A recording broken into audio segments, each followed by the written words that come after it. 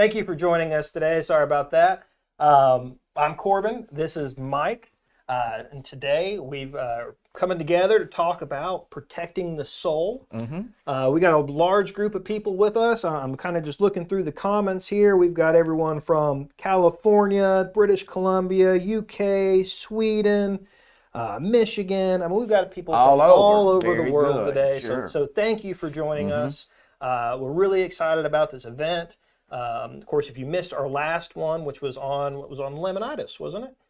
Or was it feeding a pony? Was it We've done a couple in a row here. We may have those reversed. Yeah, but if regardless, if you've got a pony or if you've got a horse with laminitis, those live events are available to watch on our Facebook page. So feel free to go and watch that if you have extra time and would like to go back. Of course, all our live events from the past are available to rewatch. And we've talked about a little bit about everything. We have. So I know that here a lot of our ponies or a lot of our horses have sole problems. That's one of the number one questions that we get, whether we're at an event or here at the office from call-ins, is how do I improve the sole? What do I need to do to get better sole growth? And so we're going to talk about that. Sure. And of course, a lot of our hoof problems, correlate with the sole. They do. They originate at ground level, Absolutely. so to speak. Yeah. Absolutely. Well, before we get started, just a few little things. We do have our grand prize giveaway that will occur during this event. You can visit lifedata.live/win to enter that. The contest is open now. Feel free to enter in that at any time. It is for the U.S. only. Unfortunately, due to those pesky international giveaway laws, we're just unable to give prizes out outside of the United States. But you can go to that link. We will have a secret keyword that we'll give at the end of the presentation that will increase your chances to win. So if you hold tight, we'll give that towards the end of the presentation. Of course, we also have another live event announcement that we'll talk about a little bit later on. And then as always, when we do our giveaways, we email those people privately from our C service at lifedatalabs.com. So if anyone messages you or so on that pretending to be us, don't click on any links, don't give away any credit cards or anything along those lines, because that's not us. No, they're up to no good. Up to no good, trying to get your credit card information, right? Other than that, if you've never attended one of our live events before, we're pretty laid back. We are. So feel free to talk amongst yourself in the comments. Feel free to drop any questions that you may have. Susie in our customer service is watching the comments, and she'll be answering several of those questions. And then, of course, at the end of our presentation, we will open up and allow you to answer your questions, and I'll ask Mike those questions live. And so we'll be, of course, doing that towards the end of the presentation. And the reason we wait until the end is because a lot of your questions we hope that we answer as we talk. Sure. As we go through the presentation. Absolutely, absolutely. So it's just a way to help us keep our presentation just on point and without any distractions. And then at the end, you can feel free to ask whatever question you have. Sure. So, well, Mike, I know that, like I said, a lot of the people we talk to, a lot of questions regarding the sole, improving that sole health and sole depth. But before we get started, can we talk a little bit about the functionality of the sole? Sure. Why is that sole so important? In fact, that's an excellent point, Corbin, in that we need to cover that. We need to fully understand exactly what the function of the sole is going to be there. And if we could do a close-up of this hoof model here, I hope you can see this here. But when we talk about the sole, we are talking about everything that's going to encompass the hoof wall all the way around back to the bars here, which runs on the outer part of the frog. Same here, we have the bar here which runs on the outer part of this frog here. So everything excluding the frog is what we call the sole. And of course, what we're after here is a very good, tight sole hoof wall junction there. That is our goal. And if we don't have that, then that sets us up for future problems. Absolutely. In fact, bacteria in particular. Absolutely. It becomes an entry point at that point in time as well. But the sole is really where the rubber meets the road. Absolutely. Okay? And the sole has multiple functions. Number one, it is responsible for sharing or carrying part of the load of the horse. Of course, we know the hoof wall is going to be part of the load carrying process, and especially in the toe area there, the sole comes into play as far as carrying and distributing that weight itself. Of course, we want the sole to be slightly concave. We don't want it to be flat. We don't want it to be prolapsed as well. If we have an unhealthy sole, then that's going to limit the horse's ability as far as the performance. That is the running process, the jumping process, and anytime we have a sole that is compromised, that's going to create some pressure, some pain to the coffin bone, and the horse simply can't perform at its best at that point then.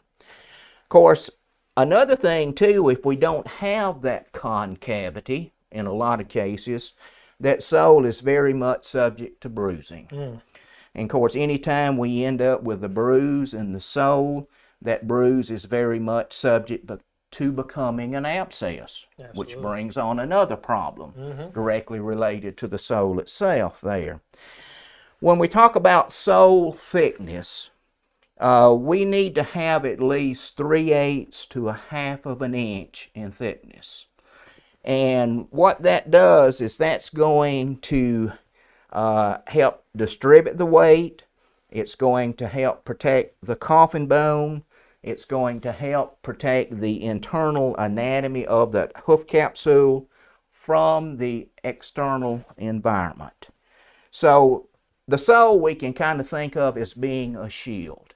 It's going to keep out everything that's going to want to harm the internal part, the sensitive part of that hoof capsule, especially the laminae that plays a major role within that hoof capsule itself. Of course, if we also have very thin or compromised soles, then that allows that excess stress to be placed upon that coffin bone itself, and that can create some very painful situations if we have that horse upon a hard surface or a rocky surface itself then. Absolutely.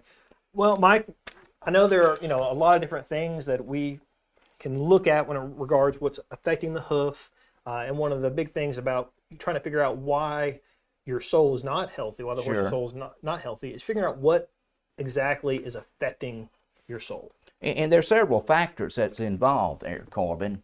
Of course, one of those right off the bat is genetics. Absolutely.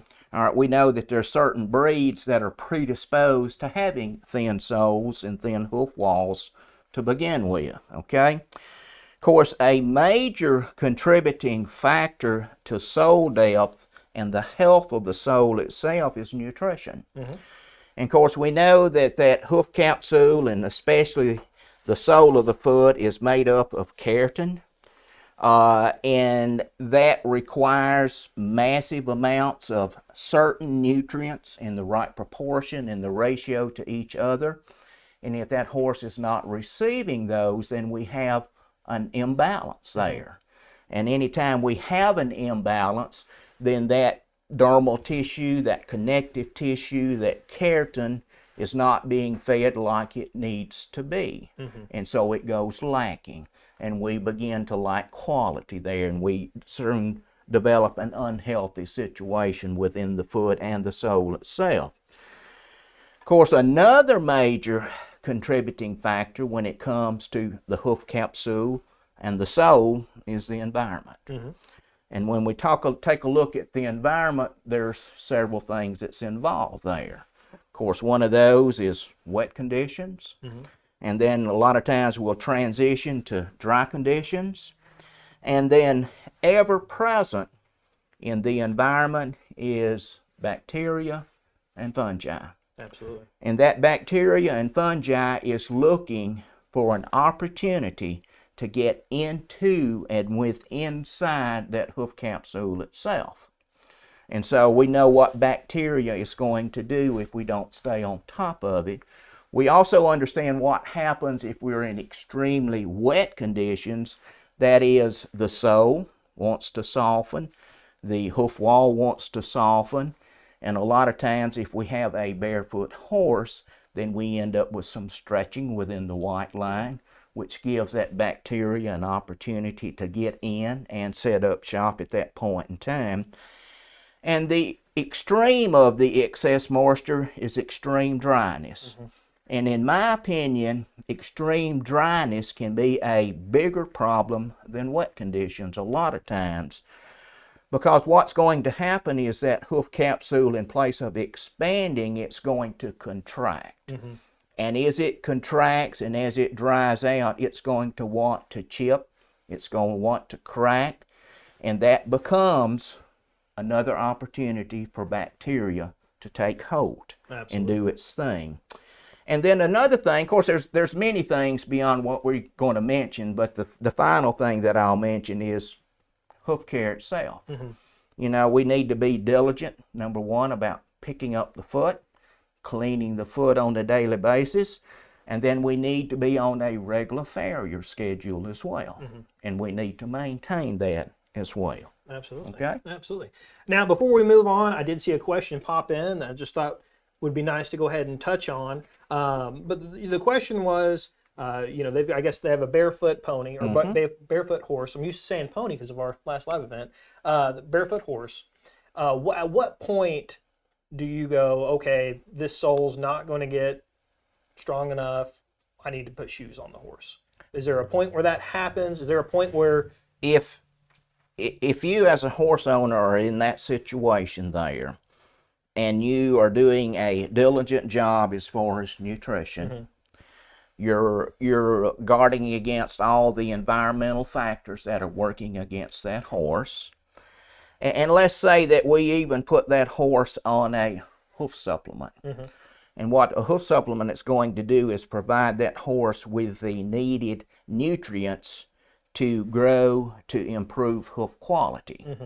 And in that regrowth process, we should end up with some thickened hoof walls and more sole depth in the regrowth process. Now, this doesn't happen overnight. You know, this is a long, drawn-out process which could take up to a year to complete that. If we've done that and we still are ouchy on a hard surface, then it's time for us to consider other options. That horse needs some additional protection. And at that point, we can look at shoes, if that's an option for the horse. We can look at boots or whatever. But yes, the horse needs protection. And at that point in time, then the horse is telling you, yes, I need some help. Okay? All right? Now, are there times where you might start, you know, hey, this sole is not improving the way I want it to. I think I need to go to shoes. Is there any point in time where that shoe can possibly even help protect, where you can go, wow, this sole, I'm actually seeing growth now, let's try no shoes? That is a possibility, yes. But the horse will tell us at that point in time. Absolutely. Okay. Of course, once you put shoes on a horse and they've been there for a while, then you've got to understand there's a transition period to readjust back to the barefoot horse then. Absolutely. Yes. Okay. So something that you should consider with your farrier and as you that's make right. choice with your horse. That's a conversation to have with your farrier, number one. Right. Absolutely. And of course, you as a horse owner, you know the horse. Okay. And so if you feel like you've done everything you can nutritionally and environmentally, then sure, it's time to do something different, yes. Absolutely. Right. Okay. As far as protection, yes. Well, I know one of the big points, of course, of this presentation today was not only talk about the sole, but to talk about a lot of those problems that are associated with the sole. That's right. And one of the most common ones is, of course, thrush. I hear all the times when we're at shows, you know, they get rid of thrush and it comes back, and then they get rid of it and it comes back. Sure. Can we talk about exactly, you know, what is thrush? How does it affect the sole? And kind of dive into that for a little bit? Sure. In fact, Zach, if you'll put up slide number 1 for us, please, sir. Okay. Let's talk about what thrush is, number 1. It's a microbial invasion, okay? And those microbes or that bacteria and that fungi is going to want to attack the frog itself. In fact, that area is where we're going to find thrush the most often. Of course, thrush, if you look at the slide here on either side of the frog, in the commissures or the collateral grooves, you'll see this blackness. And thrush is basically black in itself.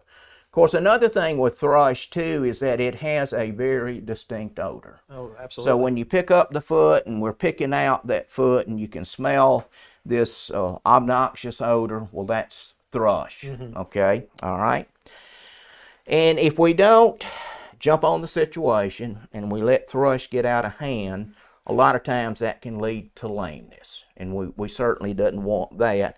In other words, for a horse to go lame with a thrush problem, the bacteria has gotten into the sensitive tissue. Absolutely. And we certainly want to avoid that altogether, okay?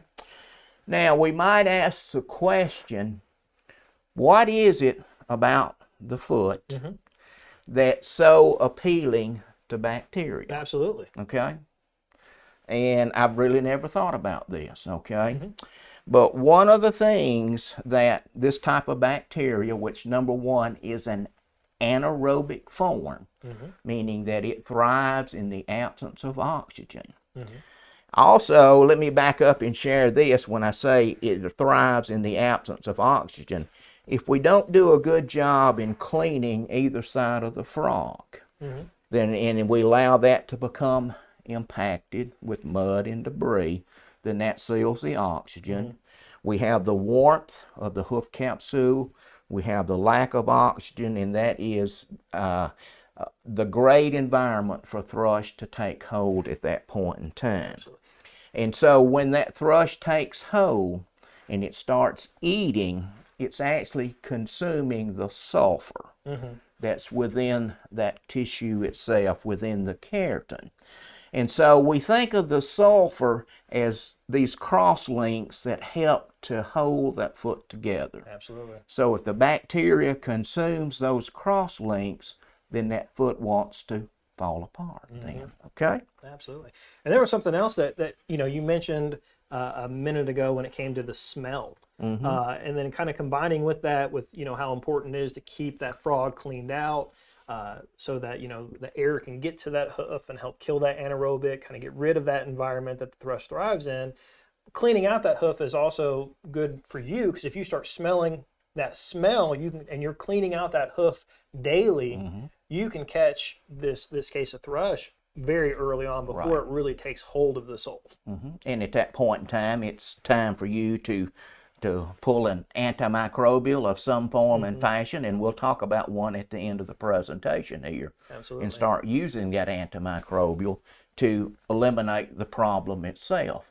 And then a lot of these products can be used as a preventative as well, as you pick up the foot and as you clean the foot as well. Of course, another thing to consider with thrush is the anatomy of the hoof itself. Absolutely. Is a factor in promoting the thrush problem. And slide number 2, Zach, please, sir. If we allow thrush or this bacteria to completely get out of hand, then it can actually consume and eat up the frog itself. And this is a pretty nasty case that's going on here. You can see the frog in between the heel bulbs here has pretty much been devoured. It's eaten up.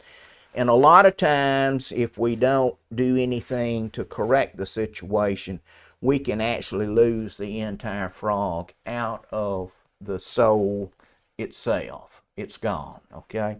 And then that horse is going to have to regenerate. It's going to have to regrow that frog at that point.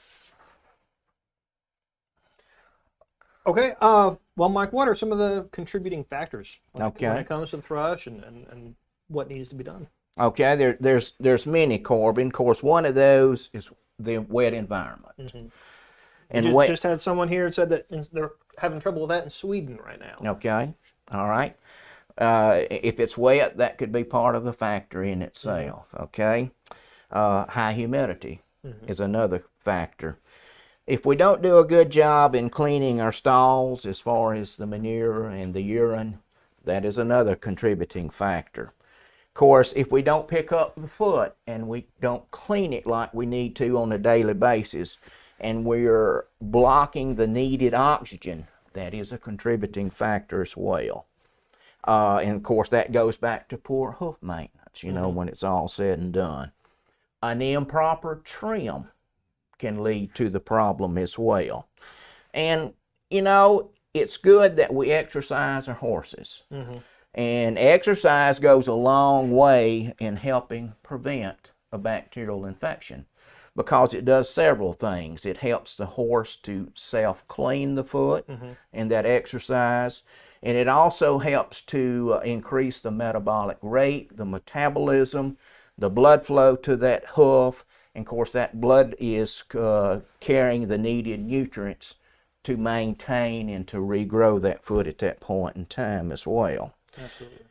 And the shape of the hoof itself is a contributing factor.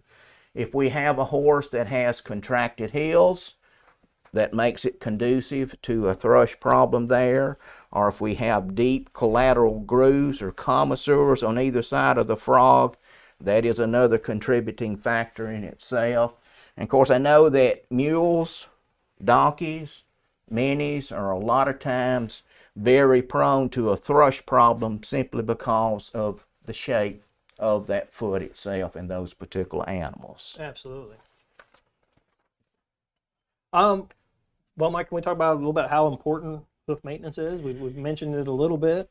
It's something we preach a lot here, is, you know, the importance of that hoof maintenance. But it's extremely important. In fact, that goes back to the shoulders of the horse owner itself in maintaining and cleaning the feet of these particular horses, okay?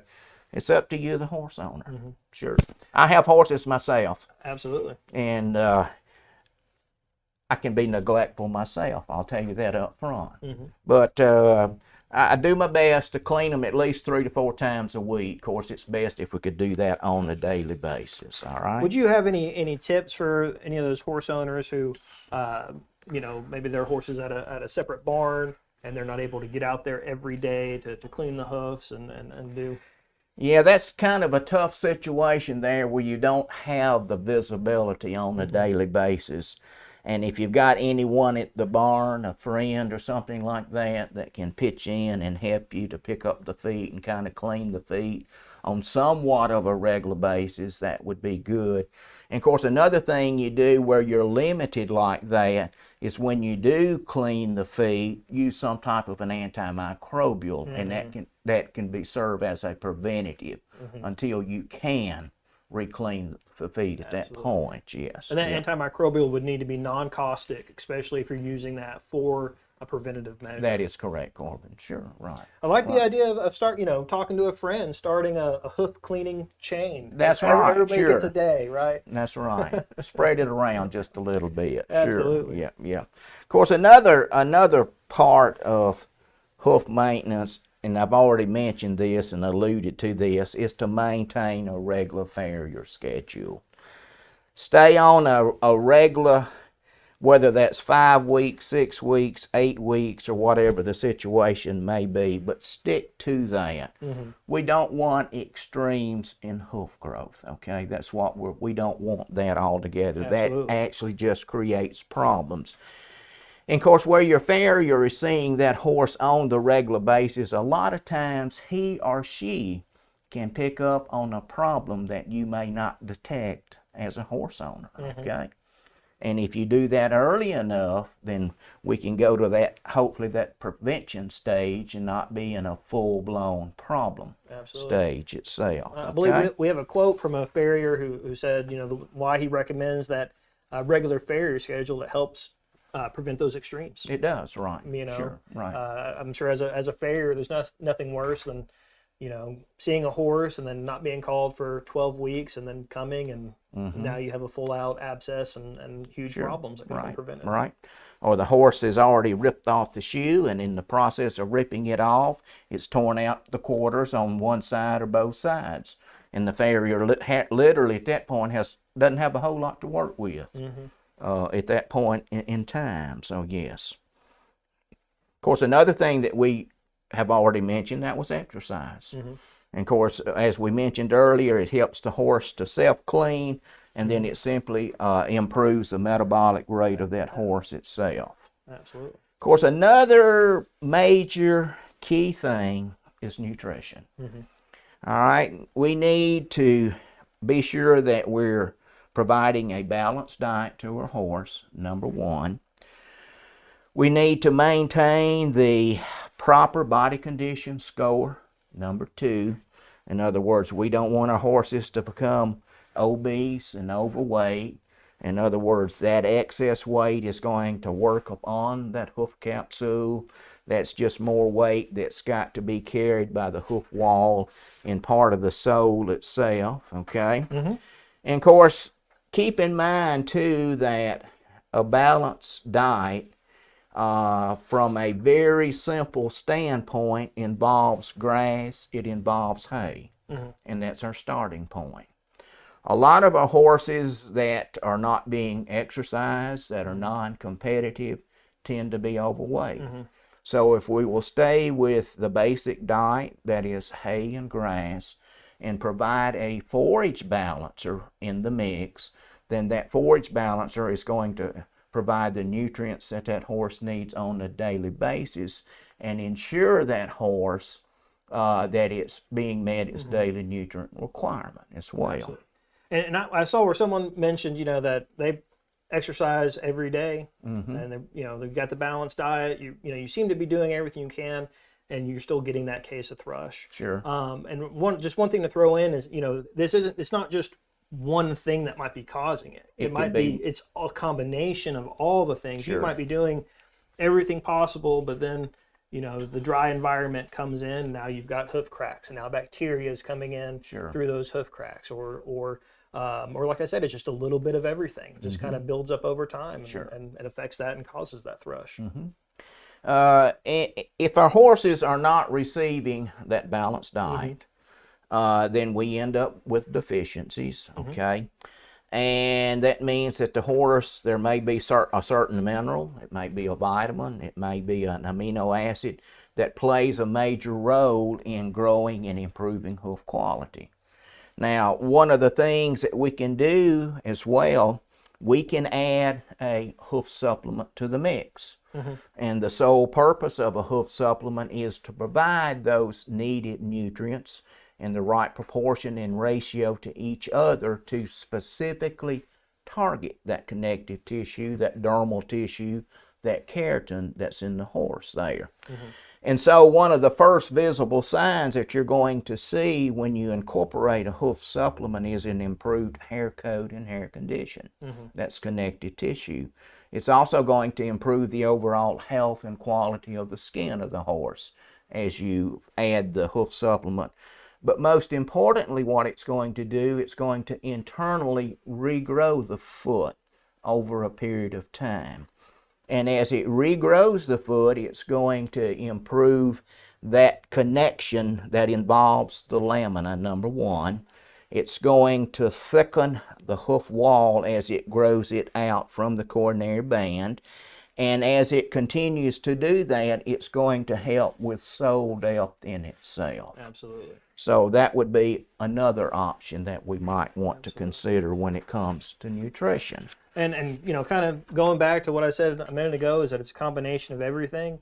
You can do everything you can, from a nutrition standpoint. You can add that hoof supplement, but if you're not taking care of the outside of the hoof, if you're not doing those regular farrier appointments, if you're not doing all of these things to kind of help, a lot of times all that new growth is just going to get eaten up by bacteria. Sure, right. It's not just a feed a supplement and miracle. It's a continued process. That's right, sure. Zach, slide number 3, please, sir. This is another contributing factor, and one of the things when we talk about prevention is that, number one, let's be very mindful of keeping our stalls cleaned. Number two, let's limit the exposure to wet conditions. If it's extremely dry, let's incorporate some type of a conditioner that's going to help regulate or monitor that moisture within that hoof capsule itself, and we'll talk about one toward the end itself. A lot of times that's going to involve the incorporation of some type of an antimicrobial, something that needs to be very mild and non-caustic when we use the product as well. And of course, we never want to apply anything to the foot that's going to seal the needed oxygen, that's not going to allow the foot to breathe. Okay, we always want to avoid that itself. If our horse is shod at reset, then we have old nail holes, and we need to address those at the reset process as well, because that is an open entry point for bacteria to enter and get underneath the hoof wall and possibly set up a bacterial infection at that point in time. Okay? Absolutely. Some things that we can, just a few tips, and then we're going to move on to another subject here in just a few minutes. Awesome. But as far as some tips for treating thrush, we've mentioned this over and over. Hoof cleaning. Provide a dry and clean environment for the horse itself. Treat those thrushy areas with an antimicrobial, which is non-caustic. Always allow the hoof to breathe. If we need to add a hoof supplement to the mix, let's do that to improve hoof quality and sole and wall thickness as well. And in severe cases, I would consult your farrier and your veterinarian if you need some additional help as well. Absolutely. And of course, we are here to help you as well with any of your nutritional needs, or if you have a unique situation, we'll be more than glad to help you. Absolutely. Well, Mike, we talked about, of course, the different topicals and things that can be used, but I know a lot of times those caustic chemicals are rough, and we can sometimes use that and not necessarily knowing that it's caustic. So what are some things that we can look at when it comes to the caustic and avoiding caustic remedies? Well, number one, if you look at the container that you purchased there, and it actually tells you not to get it on yourself, then that should warn you, number one, that you've got something in the product that's going to burn, that it is caustic, okay? Absolutely. All right. And if you'll do slide number 4, please, sir. One of the problems that we run into, and Corbin and myself, we have heard this multiple times, where we have this cycle of thrush, okay? We identify that we have a thrush problem. We use a chemical. It kills the thrush. It also kills the tissue. And then our thrush problem comes back, okay? And we end up with this particular cycle that you see in this circle here. Absolutely. And anytime you use a caustic product and you're killing hoof tissue, then yes, I will admit that you have killed the bacteria at that point in time, but this dead tissue becomes a food source for bacteria to come back. And so that's why we end up with this cycle of thrush. Absolutely. We have it, we clean it up, and then it's back. And we never fully eliminate the situation. We've always got that problem there, okay? Absolutely. So if you can't put it on yourself, don't put it on your horse, okay? Absolutely. That's pretty simple and straightforward there. Absolutely. Well, I know we just talked a lot about thrush. Of course, there's, I'm sure, a lot more questions about that. We do have a live event that we did that was solely dedicated to thrush. That is recorded and available to rewatch if you'd like to learn more about thrush and hear more about that. But I would probably say the second thing I hear most when it comes to especially thin soles are going to be the hoof abscesses. Can we dive into that subject a little bit? In fact, let's spend a few minutes talking about abscesses, okay? Of course, what is an abscess? I guess that's our starting point right there. Of course, an abscess is simply, it's a bacterial infection that has set up inside that hoof capsule, okay?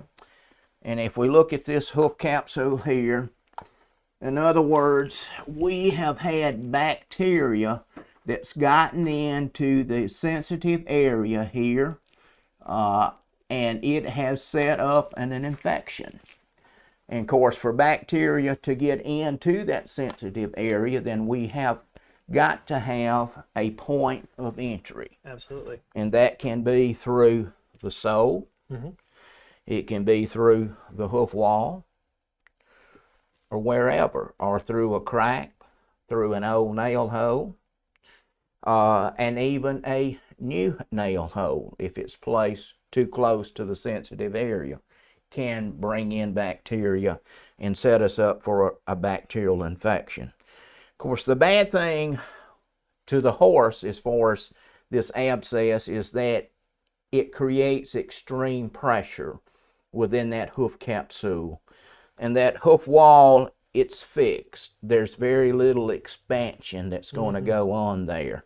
So this inflammation, this infection, as it grows, creates severe pain to that horse at that point in time. And of course, to the point where that horse can actually become dead lame, where you feel like, well, I've got to immediately call the vet because the horse has broke its leg. It's non-weight bearing at that point in time, okay? But the good thing about an abscess is a lot of times they can quickly be resolved, okay? So an abscess is simply a bacterial infection within the hoof capsule itself. Absolutely. And let's talk about, there's a couple of types of abscesses that we'll take a look at for just a minute. Slide number 5, Zach, okay. This is what we'll refer to as a hoof wall abscess. If you'll look at your screen on the left-hand side, back toward the heel area and the heel bulb there was an entry point where from a puncture or whatever may it have been, but bacteria entered at that point. And it set up shop, and then it migrated, if you look at the right-hand side, and exited at the coronary band, okay? And that is a typical hoof wall abscess that we're looking there. Most of the time, they're going to break out at the coronary band or within the hoof wall itself. Most of the time it's at the coronary band, okay? Slide number 6 will give us a shot of another type of an abscess, and that's a sole abscess, a solar abscess, a subsolar abscess, whatever you want to refer to it. And essentially, bacteria has gotten underneath the sole. It has set up shop, and it's actually undermining the sole of this particular foot here, as you can see. And it's pretty nasty, okay? And the horse can be extremely lame at this point in time. And we hope that you never have to deal with a situation like this, because this is a long, drawn-out process. In fact, the farrier over a period of time is going to have to take out that old sole, and in the process, that horse is trying to regrow a new sole at that point in time. So we have our hoof wall abscesses, and we have our subsolar abscesses there. And of course, one of the contributing factors to a subsolar abscess is thin soles. Absolutely. Okay, and especially if they're lacking in quality, that is becomes an opportune place for bacteria to get in at that point in time. Absolutely.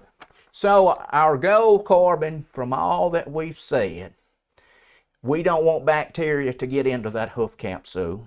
All right. Absolutely. We've got to have the best quality foot that we can get underneath genetically, underneath that horse. We want to have good thick hoof walls. We want to have plenty of sole depth, and we want to have a very tight sole hoof wall junction there. That is our goal. Okay. Absolutely. And of course, that goes back to the horse owner. Okay? Absolutely. When it's all said and done.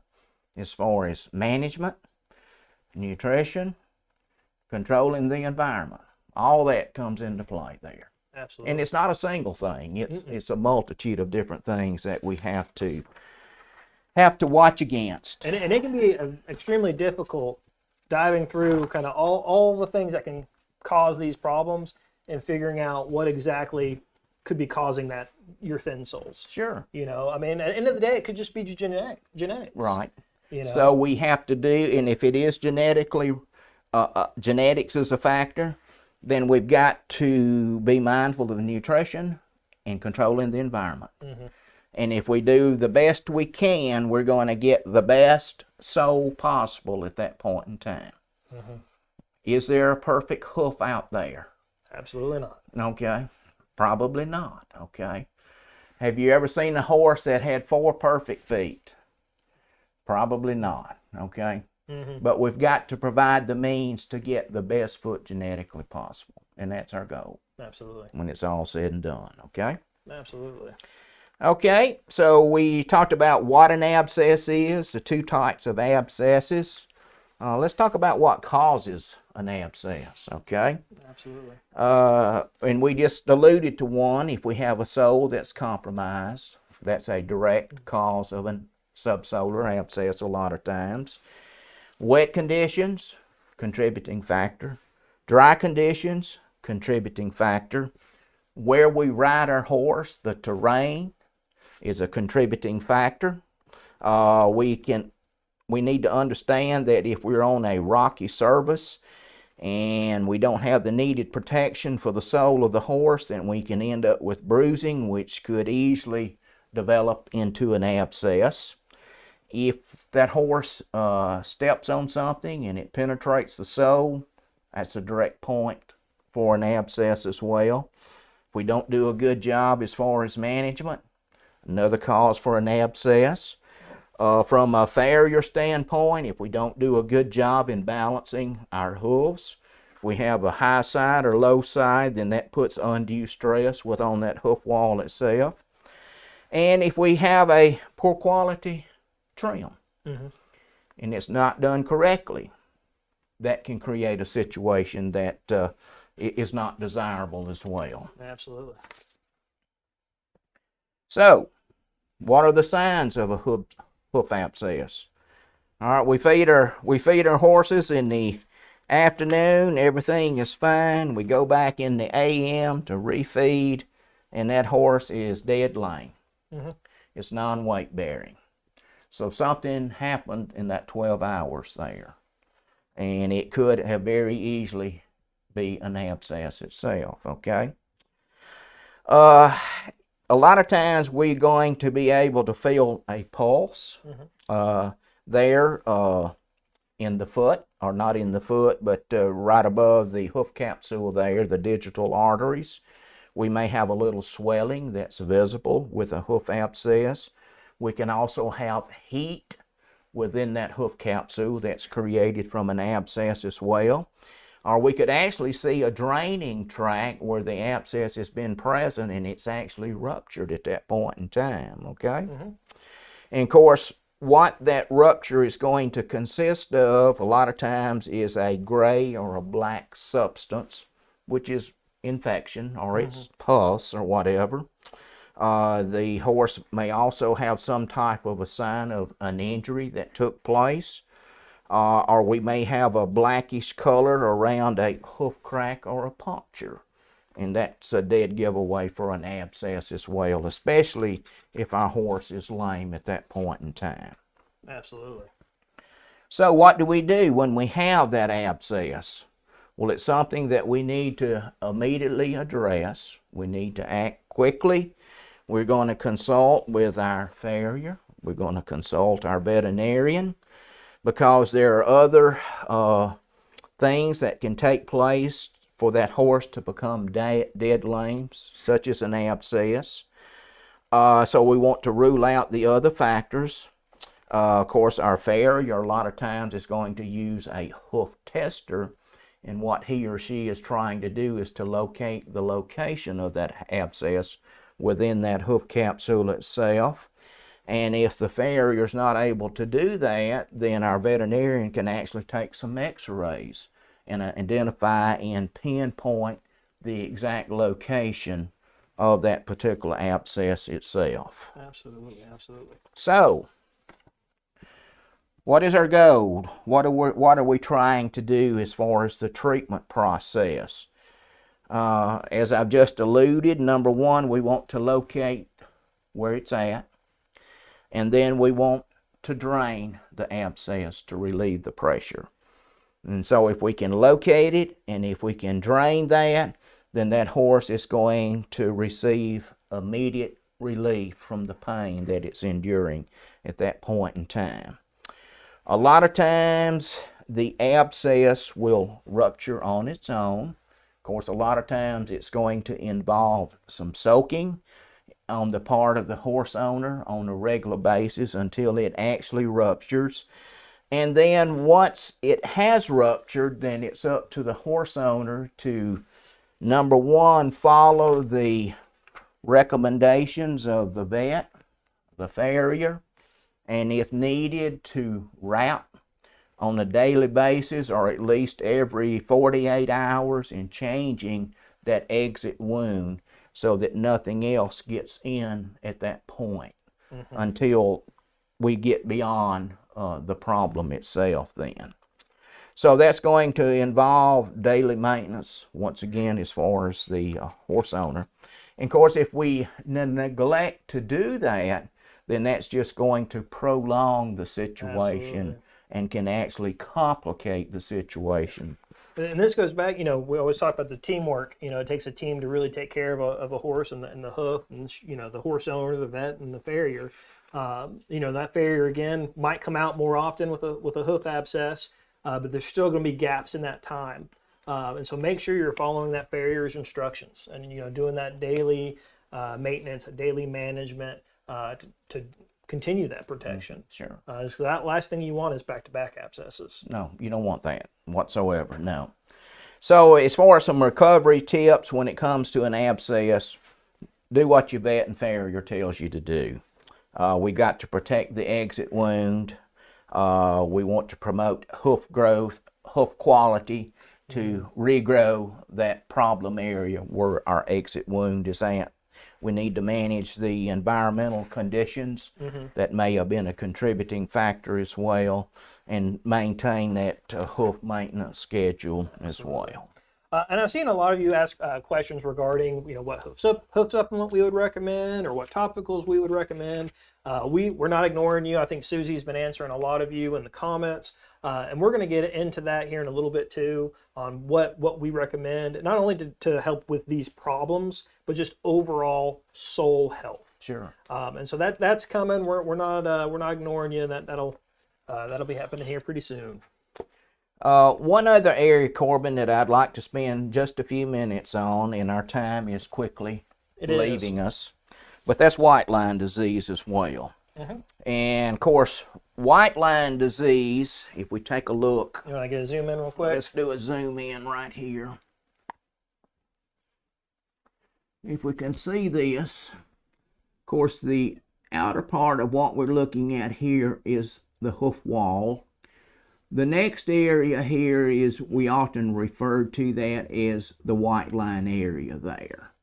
And then right underneath that, we're going to get into the sensitive area, which is the lamina, which attaches this hoof capsule to the coffin bone itself. But with white line disease, what's going on is that we either have some wall separation right here, and that can actually take place in the toe area. That wall separation can actually take place in the quarters or all the way around.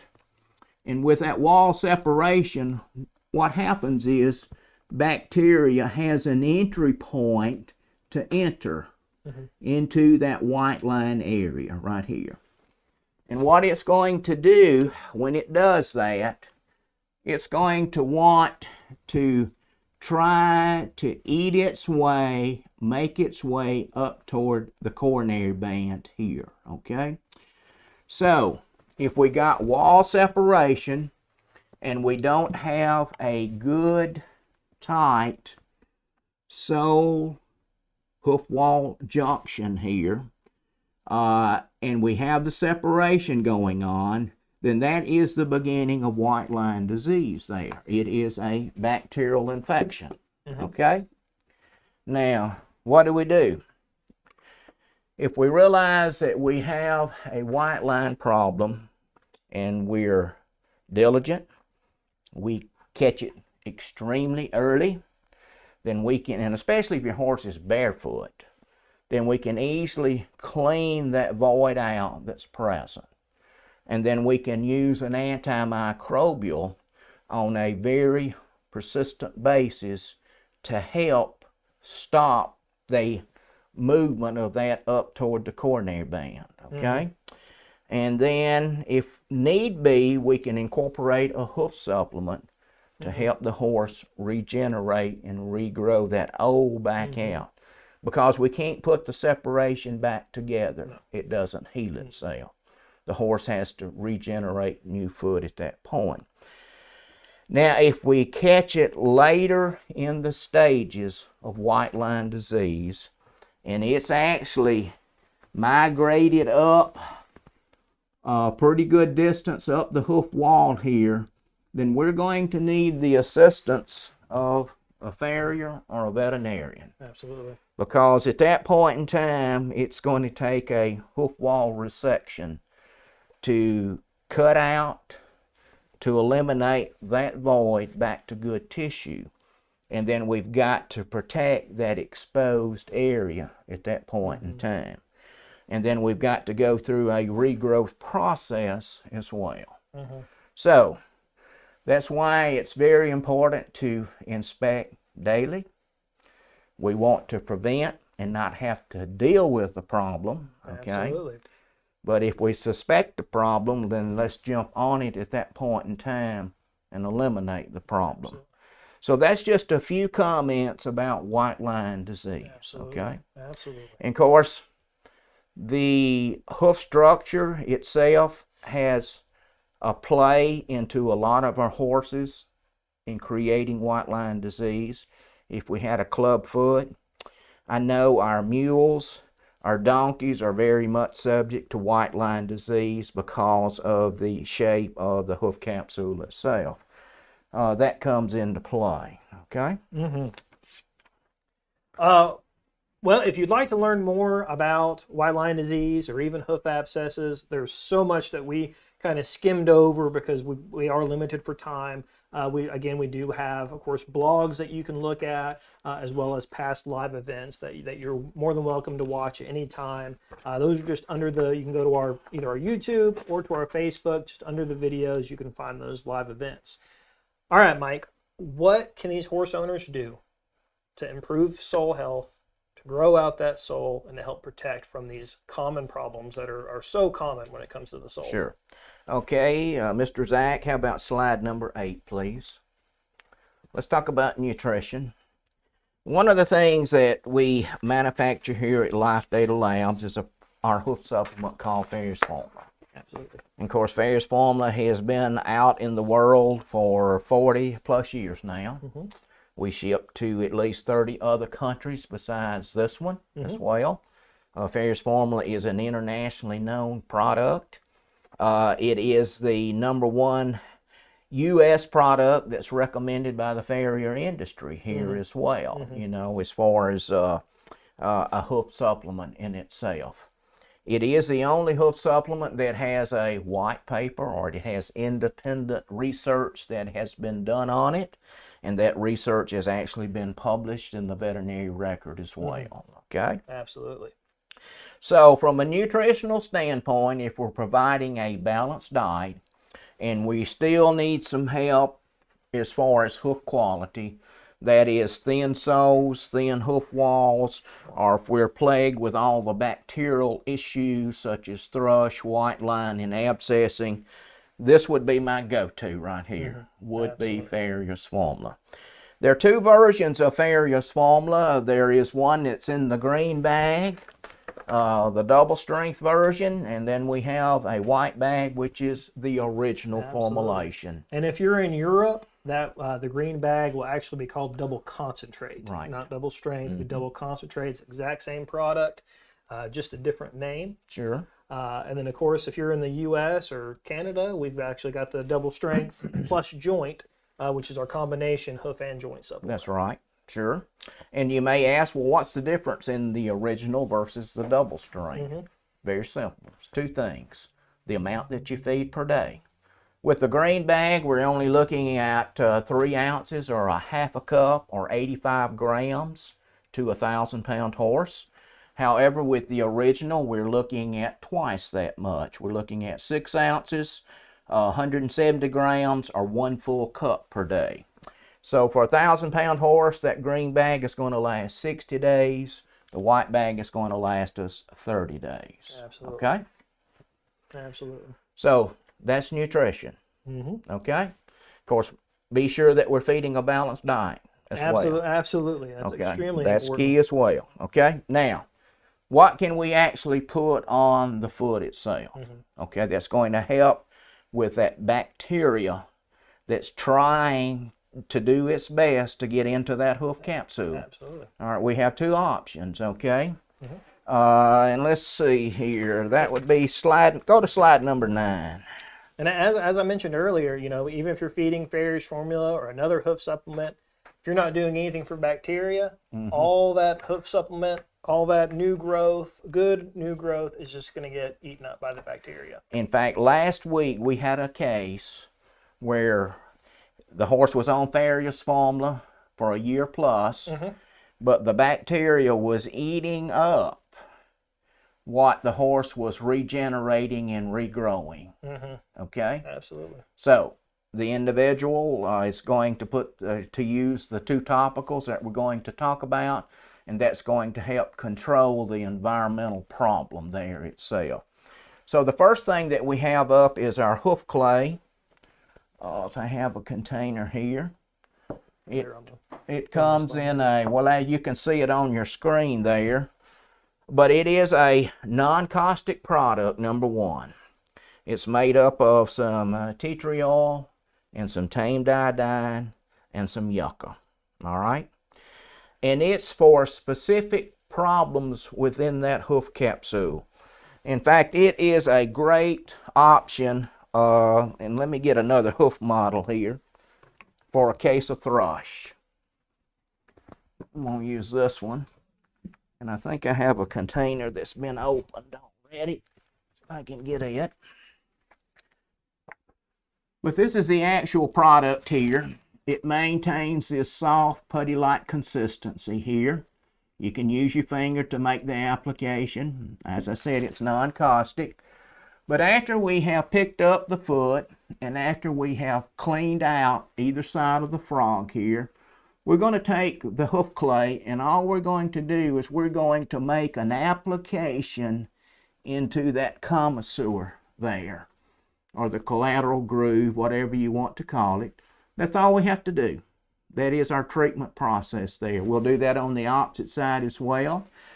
If we're under normal conditions as far as the weather, no excess moisture, then we'll have enough residual that's going to be left there for 3 to 4 days. And then we'll come back and we'll repeat the process. If we've got any wall separation that's going on here, we do the same thing. We clean that out, and then we take the clay, and then we actually fill that void up.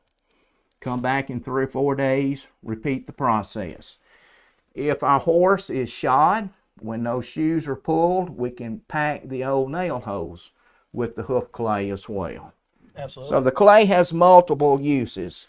And if we got any chips or cracks, we can use that to fill those particular voids within the hoof wall. And another good place to use it, and another good time to use it, is if our horse is shod. When the farrier pulls the shoe, he's trimmed the foot, he's ready to re-nail. If you will get him or her to coat the entire white line area, nail the shoe on top of that, that will help keep that white line area clean. from bacteria.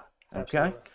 So the clay, very easy to use. It is for specific, issues within that hoof capsule when it comes to bacteria. Now, the other product, which can be used in combination with the clay, if you'll go to the next slide, Zach, and that's going to be our finish. And the finish is a liquid product. And let me see here. I've got some right here.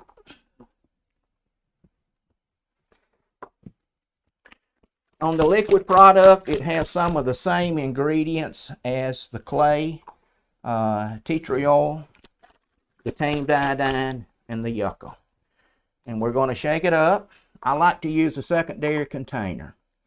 So I squirt out just enough product. I keep my brush in that secondary container. Small one? Yeah, we'll just use a small one here. And essentially what we're going to do after we have cleaned out, and if we've got some specific problems going on, we can use the clay first in those. And then when we're through with the clay, then we're going to take the liquid and we're going to cover the entire sole, the entire frog underneath, as you see here. And I won't cover the entire thing. And then we're going to drop the foot, and then we're going to cover the entire hoof wall from the coronary band down, to kind of give you an example of that. We just had someone ask, the finish and clay is available in the UK. It should be, anyone that carries Ferris formula can get, of course, the finish and clay. Sure. So that is available. Now, as I said earlier, it is a very mild product. I mean, you can use it on yourself if you want to do that. It will not burn or kill hoof tissue, okay? If we're in the preventative mode and we're using the finish, we're going to use it 1 to 2 times a week as a preventative measure. If we have a case of thrush, an abscess, or whatever it may be, then at least every other day, if not every day. Absolutely. So it's that safe and that's mild. I mentioned that both products had yucca in it, and that's in there for a specific issue, and that is if we're not diligent in cleaning our stalls. We know how detrimental that ammonia from the urine and the fecal matter can be to the sole of the foot. Okay? So what that yucca does, if you'll use it on the sole, it'll bind up and tie up that ammonia to protect the sole of the foot itself. Absolutely. So, as I said earlier, both products can be used together. And then the other added benefit to the finish is that it's going to help monitor the moisture level within that hoof capsule, or regulate that. So if it's extremely wet through a phospholipid compound, it's going to help shed or repel the excess moisture. If it's extremely dry, it's going to do the opposite. It's going to help maintain that needed moisture to keep that hoof capsule from contracting, drying, and chipping and cracking at that point in time. Absolutely. So, to address everything that we've talked about today when it comes to the sole, all the issues that's related from a bacterial standpoint, in maintaining and growing a good quality hoof, goes back to Ferris formula from a nutritional standpoint, and your topicals to control the environment. Absolutely. And always keep in mind that, hoof health takes patience. You start doing these things, you're not going to see results in a week. No. Or in a day. No. It's as I think you mentioned earlier, it can take up to a whole year to completely regrow that hoof. Sure. And if you're only doing one side of it, you're not going to see the results as much as if you're doing all of it.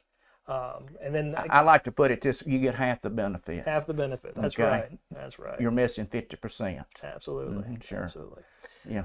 Mike, are you ready to open up the floor Sure. to some questions? If there's some questions, we'll do that. Okay. If you guys would like to ask some questions, put them in the comments, and we'll begin to. I'll ask Mike, and then he can give them the answer. In the meantime, Zach, let's throw up our contest, our giveaway. So whenever we do these live events, we do a grand prize giveaway. The secret code for this one is SOUL. You can go to lifedata.live/win to enter. It's going to take you to basically this Glean contest page. Also, this is for the U.S. only. We really wish we could do it for others, but we just can't with those international giveaway laws. But you go to lifedata.live/win, enter in your information. It might ask you to accept cookies or so on.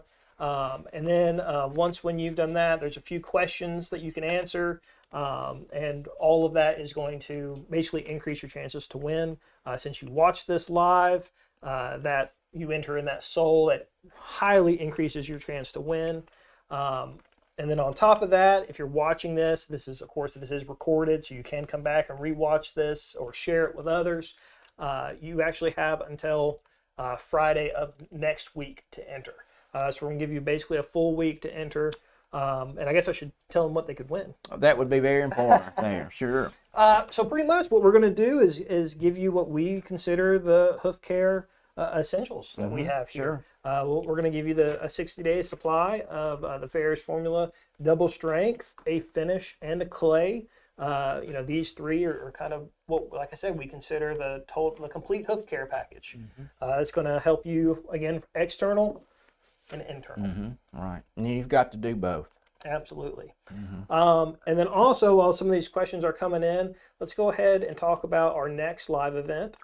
Our next live event will be in October 13th, and we're going to talk about hoof cracks. And on top of that, we're actually going to have Darren Owen, who's a professional farrier. We're flying him down. He's going to come, and he's actually going to step in Mike's place, and he's going to talk about hoof cracks and give us kind of the farrier insight on what he sees with hoof cracks, what horse owners can do for improvement.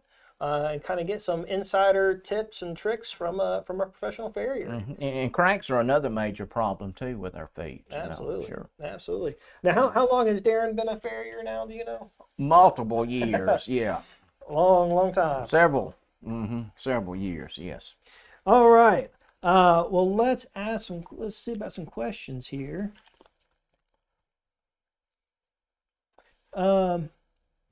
My horse's good hoofs would be interested in the clay and oil. What was the name of those? So the name of those, that was the Farrier's Finish and the Life Data Hoof Clay.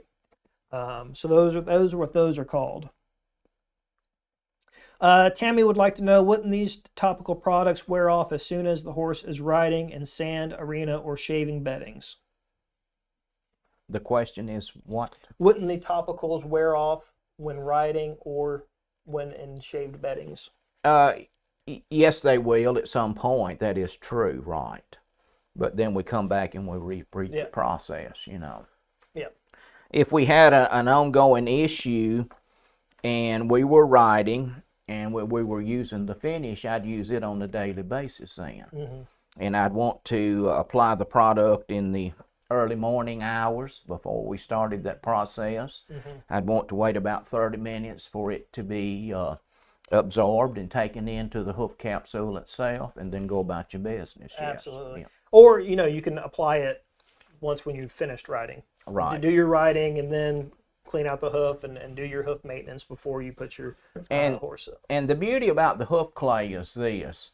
If you make an application and you pick up the foot and it's been several hours or whatever and you don't see the gray or whatever, that doesn't mean that it's not there. It's still there. In fact, you can actually still smell the tea tree oil in the foot itself if you choose to do that. Yes. Absolutely.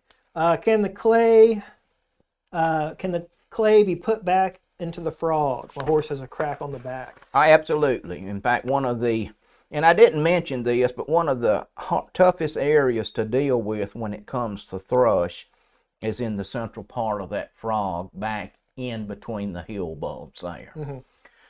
In fact, it's very easy for that area to become very sensitive and the horse become lame if we're not careful. But yes, if it's a minor separation there, then the clay works good. If we've got some contracted heels, the clay, it becomes a little tougher to work that clay into that separation between the bulbs. And that's where I like to recommend the liquid. And that way you can clean that area out as good as you can without hurting the horse or getting into sensitive tissue, and then flush it out with the finish then. Absolutely. Yes, right. Yep. I saw someone asked if the farrier's finish would replace other hoof oils, Yes. or could they use in conjunction? Normally, we recommend just these two. Right. You don't have to use anything else when it comes to an oil. Absolutely. Yes, right. That's going to be your disinfectant and your conditioner. And on top of that, the disinfectant side of this was also had the white paper to it as well. Right. Correct. It was independently tested. And you want to talk about that a little bit? Yeah, in fact, several years ago, we had two separate products. We had a product called the Disinfect, which was the antimicrobial, which is the same half of what's in the finish there. And then we had our Right Step, which was our conditioner, if you want to call it that. And what a lot of people were doing, they were actually mixing those half and half and making one application. So from that, we put both products together into one. Absolutely. And so with one application, you're taking care of the wet-dry situation, and you're fighting off any bacteria that would be present as well. Absolutely. Yes. And that's, well, I guess one benefit, if you decide to choose Life Data products, of course, all our products here are tested. We have a research laboratory here, but Farrier's formula and the finish, those were independently tested, as Mike mentioned earlier, with the results published in the veterinary journal. Sure. And then that's available to look at and to see. Can the clay be used if the horse is wearing a hoof boot? If so, will it cause any residue inside the boot? Yes, it can be used, especially if you have a thrush problem going on. Of course, you're going to work either side of the frog in the central part if that is the case there. You can also use the finish inside of a hoof boot as well. I'd make the application of the liquid. I'd wait about 30 minutes and then put the boot on at that point in time. But a boot with the clay or the finish is no issue, no. Okay. Can iodine solution or hydroperoxide be used to keep hoofs clean? Yes, as long as it's a sustained version, yes. And you could use hydrogen peroxide, yes. Yeah. I guess the one kind of benefit of a solution like this compared to that is this has got more ingredients in it to assist with other, like you mentioned, the yucca extract to help with the urine. It's got the phospholipid compound to help with the wet and dry and conditions. And so that's going to help from a bacterial standpoint, but it's not going to help all of the other solutions. In other words, the finish is an all-in-one product, yes. I know I can't find the exact question, but I know we had several people ask about laminitis. I know a lot of people on here, probably have a horse with laminitis. Sure. We did have, I think it was the last one that we did was actually on laminitis. And so we have a full section on that. But I know especially for laminitis, the first thing we're going to recommend is, of course, Farrier's formula. Sure. But here in the U.S., we do have an additional product called Life Data Lamina formula. It's used in combination with Farrier's formula double strength, and it is directly made for those laminitic horses. Whether that's an acute case or a chronic case. But let me inject one thing too. If your horse has a metabolic condition or an issue and has laminitis, then our go-to is still Farrier's formula. Yep. But we have some other specialty products to address specifically your metabolic problem, whether that's insulin resistant or whether that's Cushing's disease. Absolutely. Okay. Absolutely. And if you have laminitis or Cushing's disease or insulin resistance, feel free to call us, and we'll be happy to talk to you about these new products as well. or any of honestly, any of these problems. If you're ever having a problem, feel free to give us a call. And, when Mike can talk to you, or Dr. Scott Gravely, who's our on-staff veterinarian nutritionist, he'll be happy to talk. He talks to people all the time. Yeah, and one other thing too, Corbin, when we're talking about the laminae and with the horse that doesn't have the metabolic situation, then what the laminae is going to do when you incorporate that and add it to Farrier's formula is it's going to help reduce inflammation. Absolutely. And of course, anytime we can reduce inflammation within the hoof capsule, it's going to help maintain that needed blood flow. And of course, anytime we can improve blood flow, then we're getting those good nutrients to where it needs to be. But one of the other benefits when you use the laminae in with a Farrier's formula, it's going to help with sole depth. It's going to help increase that. And that's a very beneficial part of it, adding the laminae to Farrier's formula to the horse that doesn't have the metabolic situation. Yes. And I know the next question is going to be, my horse doesn't have laminitis, but has thin soles. We recommend just Farrier's formula for that. Right. That lamina formula has some essential ingredients that laminitic horse is missing, that your horse without laminitis may not be missing. Right. And so we don't recommend that. We recommend just the double strength. Sure. I currently use a hoof clay which contains honey as well as tea tree, but it falls out as soon as my horse walks around. Clean and dried hoof first. If your clay is flexible and more likely to stay put. Mike, you want to tackle that one? Yeah, the clay maintains that soft, putty-like, sticky consistency. And if you have a thrush problem, we're not trying to fill up that entire groove on either side of the frog. If you watch the demonstration, all we're trying to do is to get a coating, and that's it. Absolutely. Okay? Absolutely. And that coating is going to hold in place the active ingredients to work on that bacteria then. Absolutely. Yes. And the one thing that I've kind of realized a lot of times too is, that when you're using the hoof clay, you want to get it in as deep as possible. You do, sure. And so that's going to help keep it from falling out. And once those ingredients have been put into place, even if the clay looks like it has fallen out, the ingredients are there, they're in place. A lot of times you can pick up the hoof and you can still smell the clay, you can still smell the ingredients. Right. And so, once we, like I said, kind of get it in there, you also want to make sure that hoof is completely dry. If possible, If possible. yes. As dry as possible. That's also going to help. And of course, if you're using both these products, you're going to use the clay first and then the finish second. If you use the finish first, it won't stick. All right. But I wouldn't necessarily be concerned if it looks like it has fallen out, because a lot of times those ingredients are in that place. They've reached in there. They're just deep in there. Now, if it's wet weather, if you've been rainy, you may have to apply it more often. But very rarely do we have anyone complain about it falling out. Sure.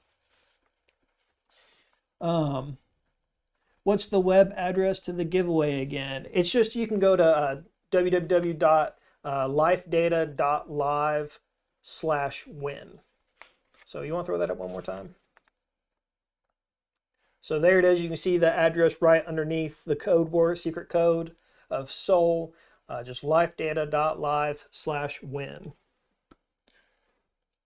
When do you start to see stronger hoof results with the double strength supplement? It's going to take at least 2 to 3 months before new hoof growth will emerge at the coronary band. And at the coronary band, in that time frame, you can actually see and feel a slight bulge. And that's new hoof that the horse is growing from the addition of Farrier's formula. And from that bulge that you see at that point, it's going to take another 7 or 8, 9 months to completely regrow the old out and replace it with a new foot. Absolutely. Yes. And honestly, your farrier is probably going to notice it before you do. Your farrier will. In fact, your farrier will notice it probably within a month or 2 months at the most of feeding the product when it comes to the hoof capsule itself. Absolutely. When they're rasping that hoof, they'll feel that kind of. It won't be as soft, and that's always something I've had people tell me, their farrier put them on farrier's formula, and they decided, oh, this hoof is good, I'm going to take it off. They took it off, and then, the farrier comes out, and they immediately notice, oh, you've taken this horse off of farrier's formula, because it's the, they can feel that. I don't know if consistency is the right word, but they can feel the difference. Sure. Right. And one of the first things you're going to see is a better hair coat. Right. That's when you really know that, oh, this is working and doing its job. Is that hair coat's going to get a lot glossier. That's one of the first things you're going to see. All right. Well, let's. All right. I think that's about it. I got one asking about farrier's finish and hoof clay in tack shops in the UK. Are we able to buy it online in the UK? I believe we do have some dealers. We do in the UK. We do, absolutely, sure. We have an online store here in the US. That's of course our website, but we also have online dealers as well. But in the UK, you should be able to find it online. Right. So I think there's several different people, and you can also on our website. There's a find a dealer option you can go to, and that'll help you kind of find someone in your area. If any of your stockists over in the UK, if they handle farrier's formula, they have access to the finishing clay. Absolutely. Yes. Yep. Have you done a live on EMS? We sure have. Yep. We did. That was earlier in the year. We did one on EMS and kind of talked about. Yes, we talked about laminitis, laminitis, right? right? Talked about all three. So yes, we have that. That is again in our recorded videos. So definitely check that out. And they're all there to rewatch. Sure. And if you do have any questions, if we didn't answer your question today, send us a message. I believe that our email address has been floating at the bottom of your screen. Sure. It's at cservice@lifedatalabs.com. Message us on Facebook. Give us a call. Quickest way to get an answer is probably through the C service. Or like I said, we're here Monday through Friday from 8 until 4:30 Central Time. Central Time. So feel free to pick up the phone and give us a call. Our customer service is extremely friendly. They love talking to people, and they'll help you out. All right. Well, I believe that is the last of the questions. So let's throw up that live event one more time, Zach. Our next live event, we hope you can make it. And it is going to be on hoof cracks. And like I said, we're going to have a special guest. Darren is just a wealth of knowledge. We're excited to have him here. Sure. Excited to talk about the hoof cracks. And you can go to lifedata.live/event or just go to our Facebook page. And that'll take you directly to the event. Mm-hmm. So, but we hope that everyone has a wonderful weekend. Sure. And we'd like to thank you for joining us today, by all absolutely. Means. Sure. Yeah. Absolutely. Yep. So we definitely had a good turnout today. But thank you again. Have a great weekend. If you have any questions, please just let us know. Thank you very much. Thank you.